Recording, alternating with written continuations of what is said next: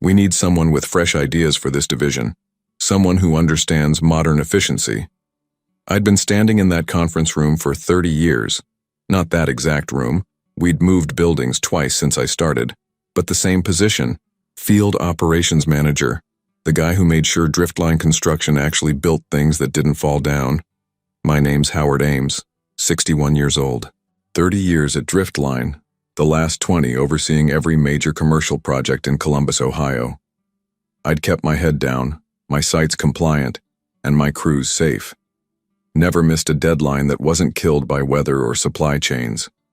But Jordan Blake, our new chief operating officer, fresh from some tech company in California, looked at me like I was an outdated piece of equipment. He'd been with us 6 weeks. I'd been pouring foundations when he was still in college. The board wants a restructuring plan by next quarter, he continued, not making eye contact as he scrolled through his tablet. We need to cut overhead and streamline the old processes. The old processes, the ones that kept our buildings standing and our permits in order. I nodded and said, I understand. That was it. No argument. No defense. Just acknowledgement. He seemed surprised by that, expecting pushback, maybe even hoping for it. Something to justify what I already knew was coming. The meeting ended with nothing decided, but everything understood. I was being phased out. 30 years of institutional knowledge labeled as overhead. When I got back to my office, a cramped space with filing cabinets and site maps covering every wall, I opened my bottom drawer. Inside was a thick blue folder I'd been maintaining for 8 years. Not for this day specifically, more like insurance against the day someone made a catastrophic decision. Every corner cut. Every inspection rushed. Every permit finessed. All documented, dated, and annotated in my neat block handwriting. Not that I'd done these things. I'd fought against each one. But when executives made decisions from boardrooms about timelines that couldn't work in the real world, I kept records. When we started work before permits cleared, I noted it. When we used materials different from specifications, I wrote it down. I closed the drawer without taking the folder out. Not yet. Maybe it wouldn't come to that. But as I watched through my office window, I saw Jordan shake hands with a young man in an expensive suit. They were laughing, looking toward my office. That's when I knew.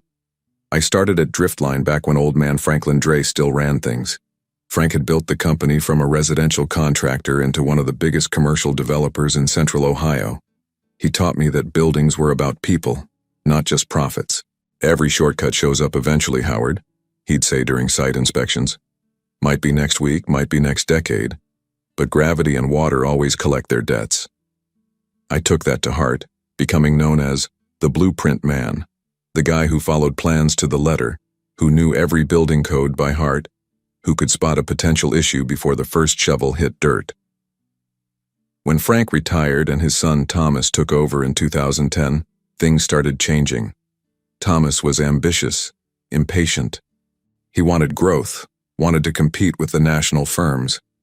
Not necessarily bad goals, but his methods worried me. We need to be more aggressive, he'd say in management meetings.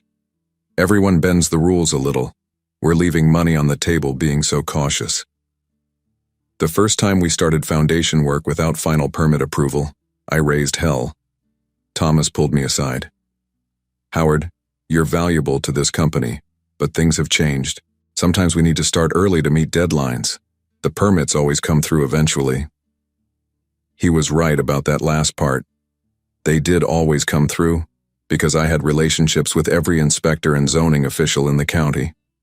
People who trusted me when I said issues would be fixed. People who believed me because for 3 decades, I'd never lied to them. The blue folder started that day, not out of spite, but self-preservation. If something went wrong, I needed to show I'd objected. Over the years, my objections became quieter. I still raised concerns, but I documented more and argued less. I became known as the old school guy, reliable but behind the times. Meanwhile, I watched young project managers get promoted based on how quickly they completed jobs, not how well they were built. I noticed how Thomas kept moving more aggressive people into leadership roles. 5 months ago, I met Jordan for the first time. 35 years old with an MBA and no construction experience.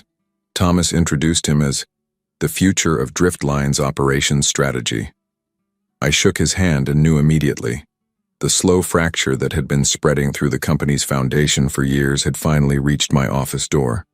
Howard, we're restructuring the field operations division. Jordan sat across from me, flanked by Vanessa from Human Resources. 3 months had passed since our first meeting. In that time, he'd brought in consultants, held closed-door sessions with the board, and hired 4 new managers, all under 40, all with business degrees rather than construction experience. The company is moving toward a more distributed model of site supervision, he continued. We'll be eliminating the central field operations manager position and creating specialized team leads who report directly to project development. I nodded, face neutral. This wasn't a discussion. This was notification. After 30 years, the board feels you deserve a respectful transition. We're offering 6 months severance, extended health benefits, and consulting opportunities should specific projects require your expertise. Translation: we're firing you, but nicely. We might call if we get desperate. When would this take effect? I asked, voice steady. Immediately. Today will be your last day in the office. Jordan glanced at his watch. Vanessa will help you with the paperwork and collecting your personal items. 30 years ended in a 15-minute meeting. I didn't argue, didn't remind them that I knew every inspector by name, didn't mention the dozens of times I'd saved projects by calling in favors with city officials, didn't tell them that permits don't just come through eventually anymore, not since budget cuts had made inspectors more cautious and less flexible. Instead, I signed the papers, shook Jordan's hand, and followed Vanessa to my office. As I packed my coffee mug and the photo of my late wife, Catherine, I saw Thomas watching from the hallway. He nodded once. Acknowledgement, not apology. Then disappeared into the elevator. I took nothing from the filing cabinets. Those were company records. Except for the blue folder, which I slipped into my bag. That was my record. By noon, I was sitting in my truck in the parking lot. Key in the ignition, but engine off. Through the windshield, I could see the Columbus skyline. 6 buildings I'd helped construct standing tall against the clouds. I'd given this company everything. Missed basketball games when my son was growing up. Worked weekends when Catherine was sick. Lost myself in the job after she passed. For what? To be escorted out like I was obsolete equipment? I started the truck but didn't drive home. Instead, I headed downtown to the Office of Building Safety. Gloria Daniels had been a junior inspector when I first met her 25 years ago. Now she was the department head. Howard, she said, surprised to see me walk in.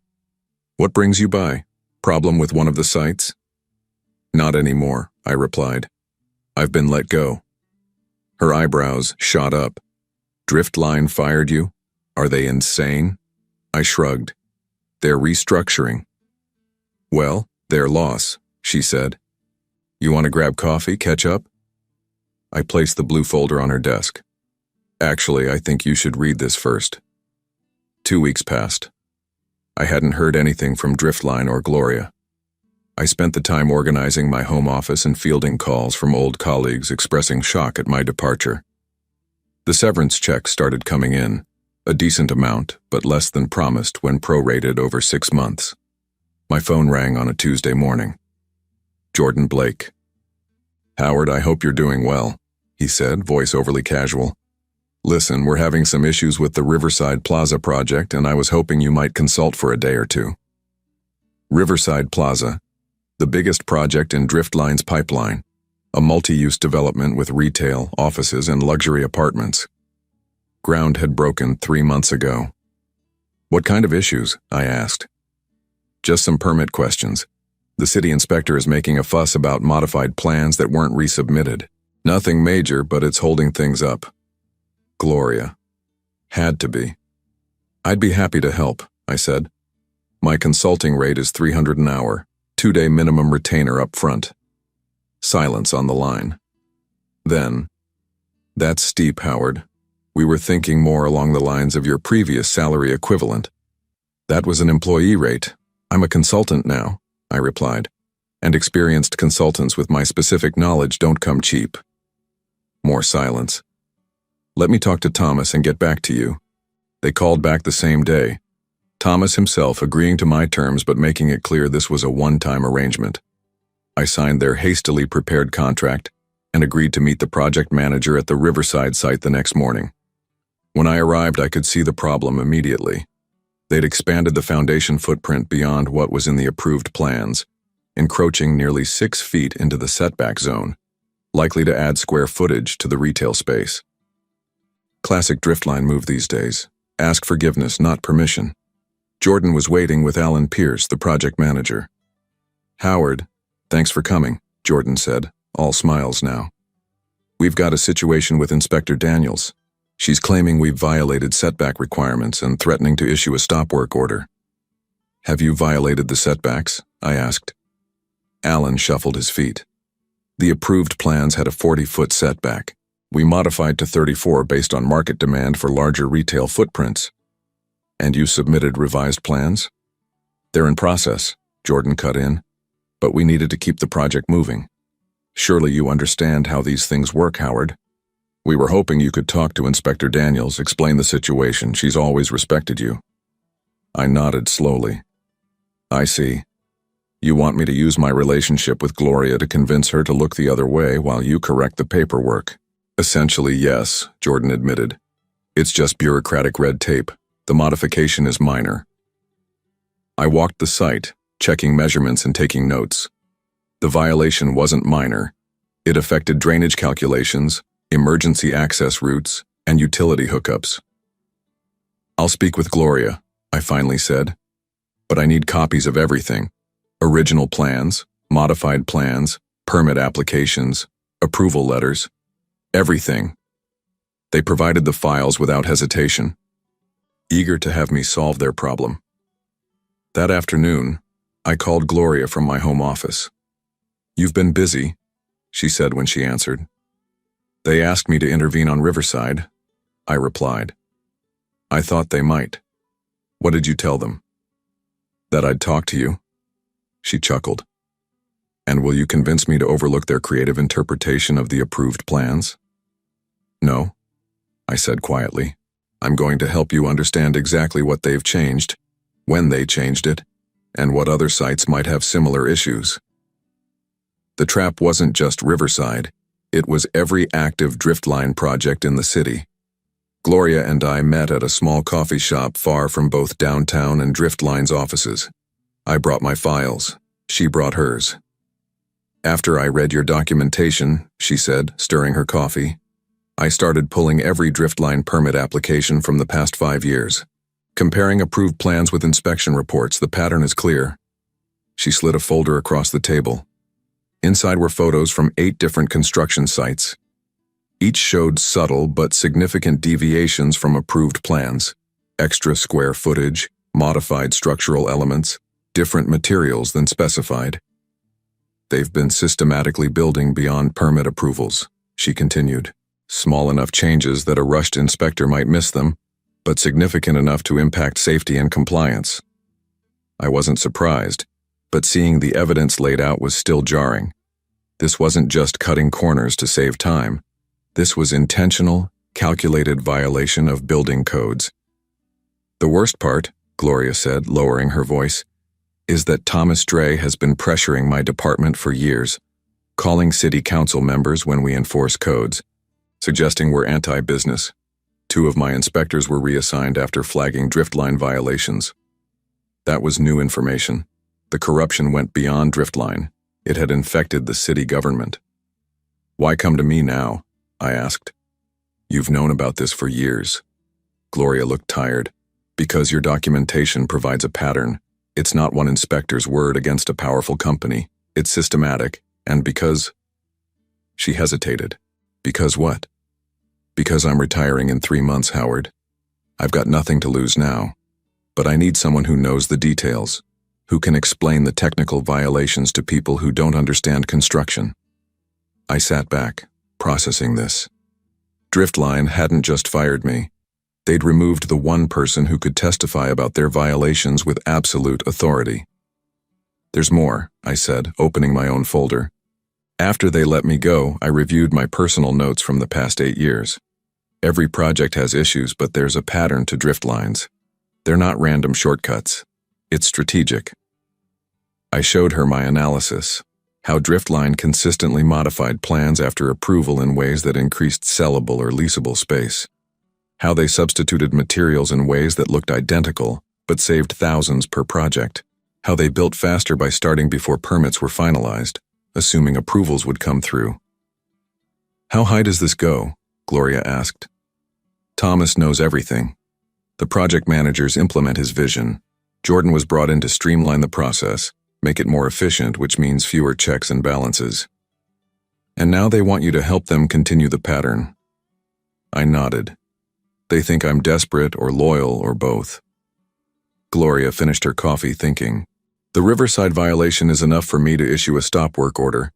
But if we're going to address the systemic issues, we need to hit all of it at once, I finished. Every active project, full inspections, document reviews, material testing.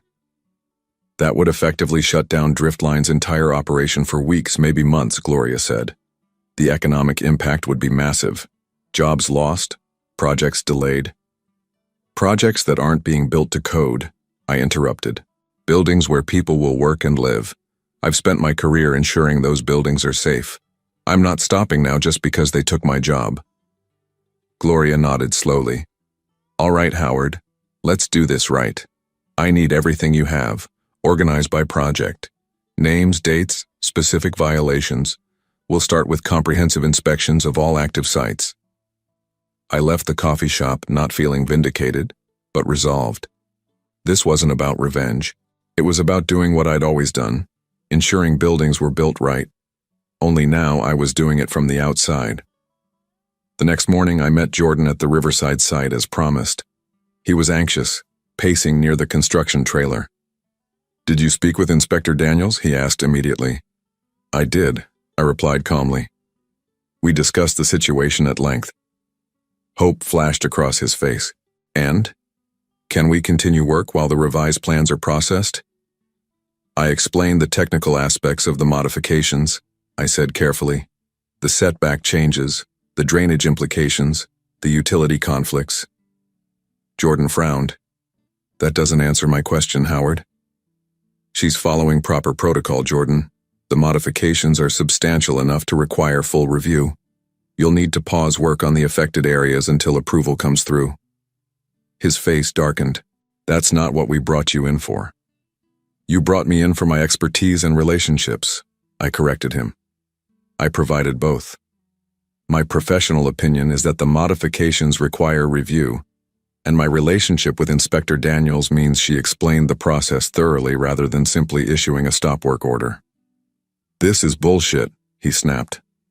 Thomas assured me you'd smooth this over. I maintained eye contact.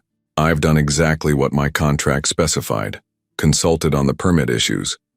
My recommendation is to revert to the approved plans immediately or prepare for significant delays.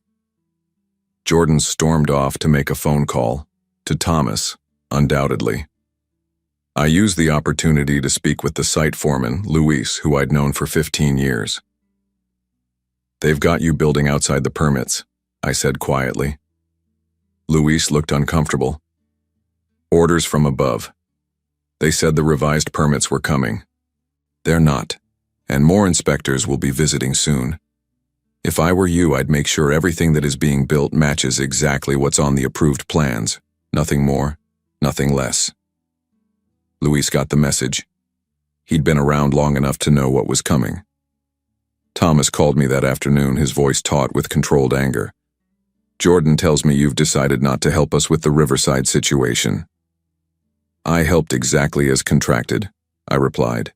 I provided expert consultation on the permit issues. Don't play games, Howard, you know what we needed. You needed someone to help you circumvent building codes and permit requirements. That was never my job at Driftline, and it's certainly not my job as a consultant. Silence stretched between us. Finally, Thomas spoke again. I've always respected you, Howard. That's why we offered such a generous severance. But if you're working against Driftline's interests now, we'll need to reconsider our arrangement. The threat was clear. Back off or lose the severance. Do what you feel is necessary, Thomas. I'll be doing the same. I hung up and immediately called Gloria. It's happening. Thomas just threatened to cancel my severance. We're ready, she replied. Inspection teams are being assembled. We'll start tomorrow with Riverside, then hit the other sites throughout the week. They'll try to clean things up once they realize what's happening. That's why we're moving fast. And Howard, the city attorney wants to meet with you. Your documentation is crucial to any potential enforcement action. The next morning, I watched from my truck across the street as Gloria arrived at the Riverside site with 3 additional inspectors and a city attorney. I could see Jordan's panicked expression, the rapid phone calls, the huddled conversations with site managers. By noon, construction had stopped completely. Workers stood in groups, uncertain what to do as inspectors methodically documented every deviation from approved plans. My phone buzzed with a text from Luis. "What the hell did you do?" I didn't respond. This wasn't personal. It was about doing the job right, even if I wasn't on the payroll anymore. 1 month later, I sat in the back row of the city council chamber as Gloria presented her findings. The room was packed. Contractors, developers, Driftline employees, reporters. Thomas and Jordan sat in the front row, their attorneys flanking them. Gloria's presentation was methodical, devastating in its precision. Slide after slide showed documented violations across 12 Driftline projects. Material substitutions that compromised structural integrity. Expanded building footprints that violated setback requirements. Foundations poured before permits were approved.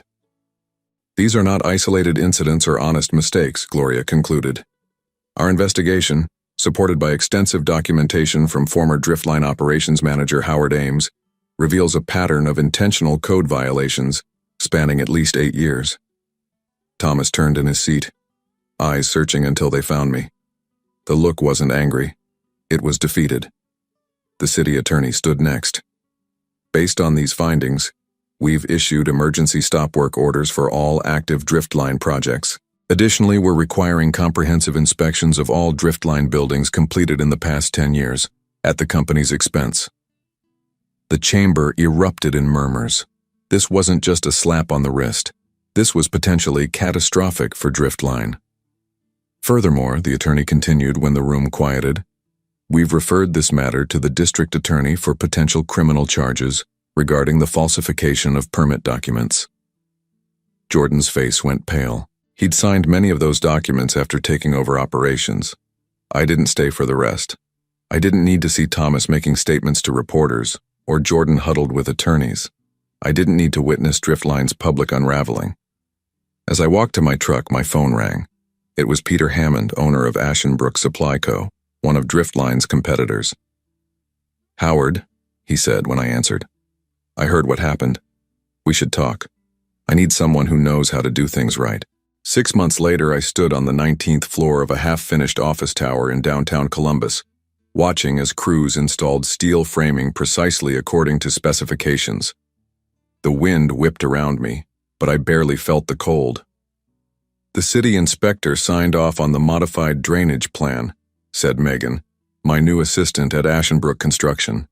Said it was the most thorough documentation she'd ever seen. I nodded, satisfied. "Good.